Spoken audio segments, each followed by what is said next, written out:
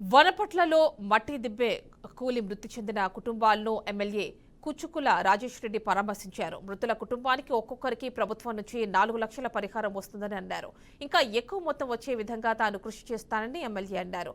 శిథిలావస్థలో ఉన్న ఇళ్లను గుర్తించి సురక్షిత ప్రాంతాలకు బాధిత కుటుంబాలను తరలించాలని అధికారులను ఎమ్మెల్యే రాజేష్ రెడ్డి ఆదేశించారు.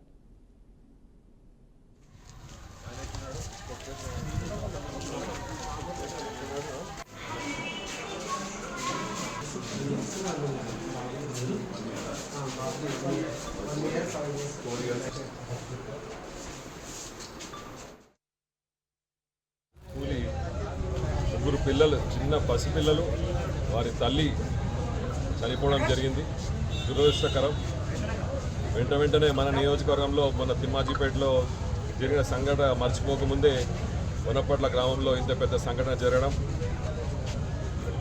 వారి తండ్రి మాత్రం స్టేబుల్గా ఉన్నాడు, ఇప్పుడే చూసి రావడం జరిగింది.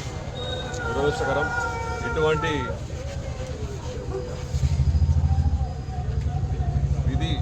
నేచర్ విధించిన ఈ డిజాస్టర్ను మనము ఆపలేము, కానీ